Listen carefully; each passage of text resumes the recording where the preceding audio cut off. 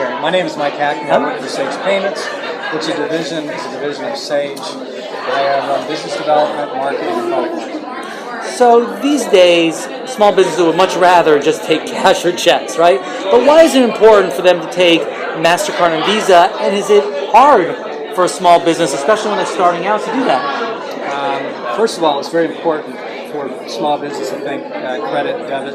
Why? One is really relates to just customer service, customer satisfaction. Think about what customers carry in their wallet today. I mean, they're more carrying credit cards, debit cards, than they are cash.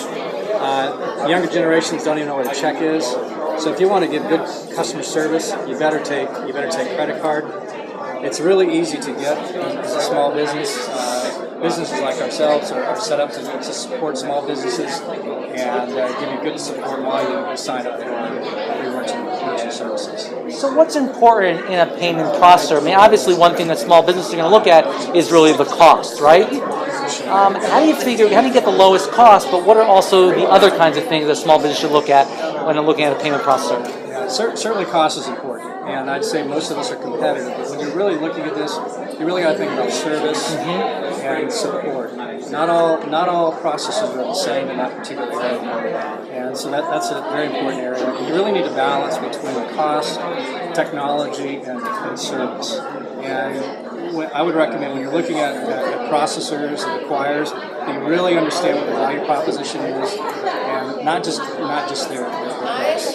And so one of the things that small businesses are concerned about is obviously the delay from the time that the charge goes through till it appears in your bank. What should they expect, and is there a way to shorten that? In today's environment, you can go from anything from next day funding just to a couple of days. So the time gap between taking the credit card payment and actually receiving funds is quite small. And really, when you put it in the time frame of check, if you look at check processing, you're going to go from anywhere from 1 to 3 days. So really, access to funds is not that much difference between check or credit card. So one of the hottest topics now, obviously, is mobile, and mobile payments is something that every small business does, especially with all the apps on various iPhones or Androids.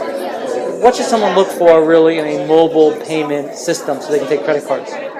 Again, you really need to look beyond just the pizzazz, if you will. And there's several things. One, you need to look at security, and you need to look at security from the point of swipe all the way through the processing. One. Two, look at the overall technology. What's going on, and understand what they're doing from a business perspective. Like our company, we represent business solutions, so we're more than just taking the payment. We're actually connecting payment with the accounting software, so you're actually able to pull invoices from your accounting software and actually do business with them. Which is so critical, because I know, having run many small businesses, it is a total nightmare to try to balance your credit card payments with what came into your accounting system. So it's really an advantage. Yep, let's pause it for one second.